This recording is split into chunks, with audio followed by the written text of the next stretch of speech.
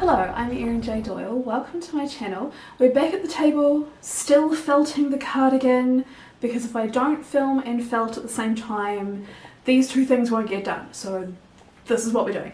Now, I want to update you a little bit on the Portal Fantasy project. Still no words on paper, but thoughts. Thoughts are plenty. So, one of the issues that I've had is that not just the Portal Fantasy, but like all the books that I plan to write somehow between now and death, there's a magic system in their shared universe, and it's more important in some books than others, but it's very important in the book that I'm currently working on. Well, about to start working on. No, I think I am currently working on it because I'm, planning. Anyway, so magic system. I think it's fairly unique. I'm very proud of it. I think it's really interesting. But the world that I'm working with can roughly be broken into two zones. And in one of them, the magic should be, based on sort of how I've built it, it should actually be harder to use. But that's not the intention. It's just something that I realised as I was sort of plotting things. I was like, well, how do you do this if you're there? But in the other place, totally fine. But there's supposed to be like ease of access to this magic in both zones. This has proved to be a very difficult problem to try and fix. I've actually been thinking about it for years, and I've come up with the occasional like, oh, maybe this could work kind of idea, but I've never really been excited about any of them. A, because they just didn't seem very fun, but B, because they seemed like they'd still be hard in the place where it's already hard, and I was just making it easier or explaining more of the detail of how it would work in the place where it was easy. And I'm like, it's not the point. So the other day, I was at uni and I was in a class on writing ethics applications. I've already done that. My ethics application is in, it's approved. The class came too late. Other people were getting stuff out of it, but I personally was just like, well, I have to be here because it's a required component, but I also don't really have to pay attention. So I was listening, but also kind of simultaneously daydreaming, and I had an idea of how I can get the magic to work equally successfully in both places or zones. And I was very happy with this idea. Like, it worked well within other stuff I had already planned to do within the world, and don't attack yourself with the sharp needles now. Like, it just felt really nicely consistent with everything else that I had done, and it would work within both zones, and yeah, I was like super happy. And I turned to my friend who was also done with his application and didn't need to really learn anything in this class, and I was like, so I've had an idea, XYZ. And I haven't told this friend anything about the story, so it was very out of context. But I was like, this needs to happen for the magic to work, and this is how I'm going to do it, hooray. And the first thing he said was, like in Harry Potter. And I was just like, fuck you. Like, so frustrating. And the thing is, he's not wrong. It's just Harry Potter was so far off my radar that I honestly never thought of it. I was thinking more about the requirements I had, what the people in my world have access to, the existing how-tos of the magic system, and then I thought of this idea because I was like, it actually works well in with sort of existing real world like mythologies and stuff. Like, not as in it's what these people believe, but in like a you know, if people believe this, perhaps they had misunderstood and it was actually that kind of nice parallel-y, reflective of the real world kind of way, which I quite like for this specific universe. And I'm a little bit upset, just a little bit upset, because I just, first of all, obviously Harry Potter was off my radar. I don't like people thinking that I got ideas from places I didn't get them. Especially when that place is the mind of a TERF.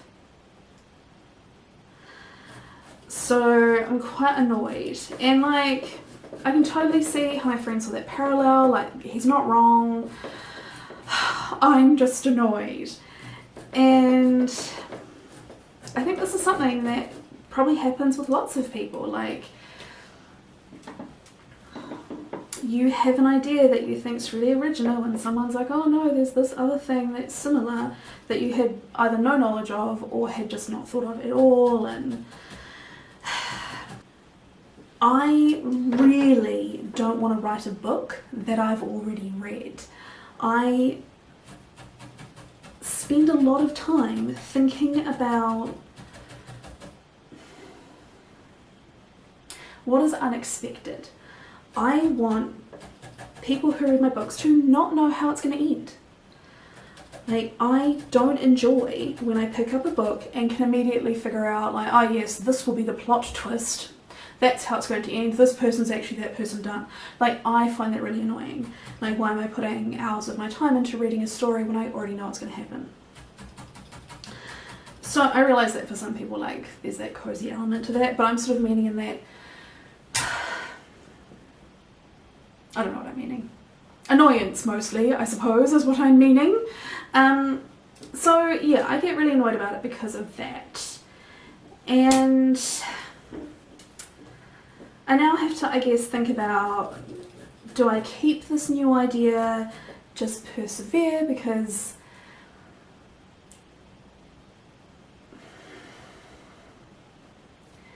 it's not exactly like Harry Potter, there's just a similarity, and I don't think it's such a similarity that anyone could say it was a stolen idea or plagiarized or anything like that. They might just be like, oh, that was the inspiration. It would be incorrect, but like, there's no copyrighty kind of issue with me continuing on with my idea.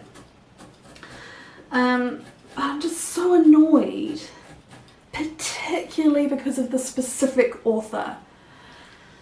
So maybe what I need to do is persevere with it, and then just in case, shoehorn in a whole bunch of safe spaces and pro-trans stuff, which wasn't part of the original plan, but I have no problem doing that whatsoever. I'm perfectly happy with making like various characters transgender. I'm very happy having conversations about stuff, obviously from the perspective of an author who's an outsider. Obviously this will require sensitivity readers and not telling stories which are not mine to tell, etc. But like, I'm happy to put in content that makes it very clear that actually trans women are women, fa la la. Is that how I fix the problem? Is it even a problem? I don't know. So yeah, that was the progress from earlier in the week. And I've just kind of put that idea on hiatus for now. I sort of did a little bit more brainstorming. I think I can kind of tighten it up a little bit. I think I'm going to have to just go with it because it is so perfect, but I'm still umming and ahhing and feeling bleh about it. So there was that. And then I also started, in my efforts to address the difficulty of the villain who is no longer villainous, I basically had to rebuild that character from scratch. I went through the spreadsheet where I have everything that happens all neatly in order, and I was thinking, well, there's a whole bunch of stuff now that just doesn't make any sense. And some of that's more problematic than others, because there's some of the scenes where I'm like, well, obviously if this character's not a villain, they wouldn't do that anymore. X, and that's fine. but I had sort of built in a few moments which was going to be like leading up to the reveal that this person was a bad guy, because they weren't initially known to be evil. And so I had a whole bunch of clues, I guess, woven in. Those don't need to be there anymore, so I've got to get rid of those. But yeah, the biggest thing is that I have to just readdress the character themselves. Like, who are they now? What do they need to do? And I think I said that I was going to make them a non-villainous but still kind of antagonistic or annoying kind of character. Like, they were still going to be a negative person, even if they weren't like the worst person ever. I have kind of changed my opinion on that. I think I'm actually going to make them just a good person. And that actually makes my life much easier. But it means I now have to kind of come up with this person's backstory and yada yada, and I've done that. I'm actually much more comfortable with it now than I was before. Like, their motivations for how they came to be where they are no longer, yes, because they're evil, which isn't really a motivation, and a more, this is what they want, by going to this place they manage to get what they want, kind of thing. So that's good. And now they can be, so before it was, they went from place A to place B for no apparent reason other than because they're evil and somehow it would benefit them in some way. And then the issues that they had on arrival were unexpected, but they were kind of, I was messing with the idea of the character actually being behind the issues. So, as villain, people would think that this character was in trouble that they weren't actually in. It would actually have been them creating the problem on purpose because trying to get power, kind of thing.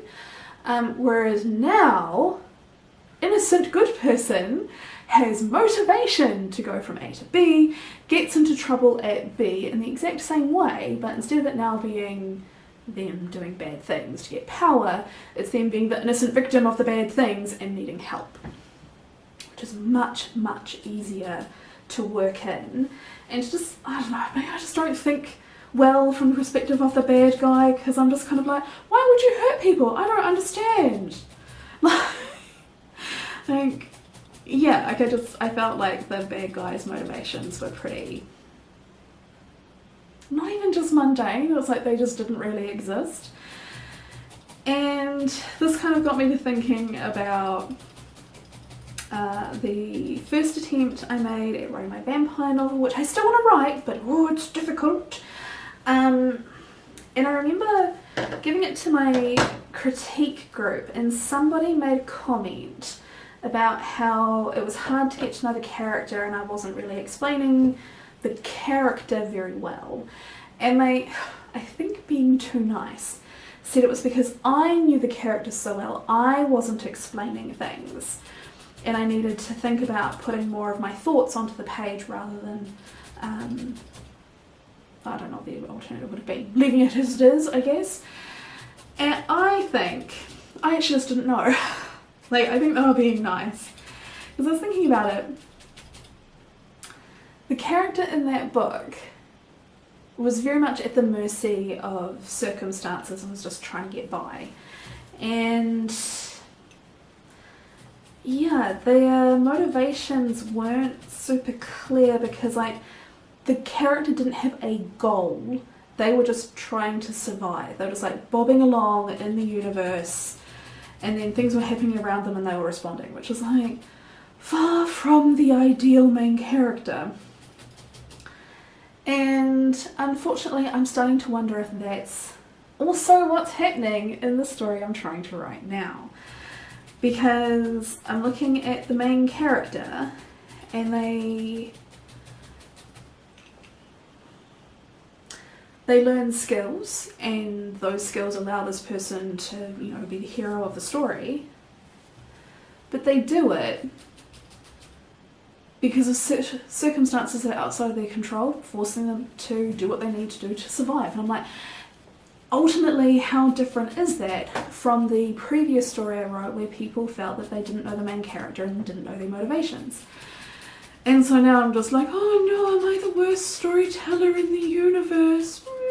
So I'm being a bit of a sad sack about my skills just at this moment.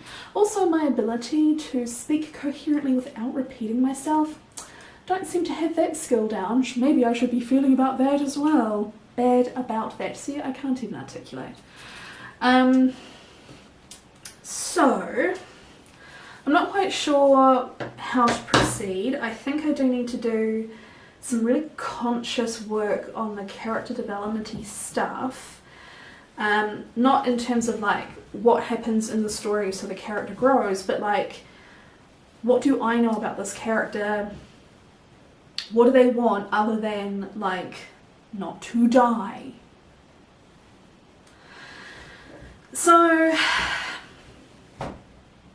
I feel like the time of writing has slipped further and further away, and that I'm trapped in this like bottomless precipice of planning and trying to figure out what the hell I'm gonna do, because I don't want to start writing and think, oh well, I'll get there eventually, and then have someone say the same thing about, I don't really understand this character's motivations, I don't feel like I know anything about them, even though it's from their perspective.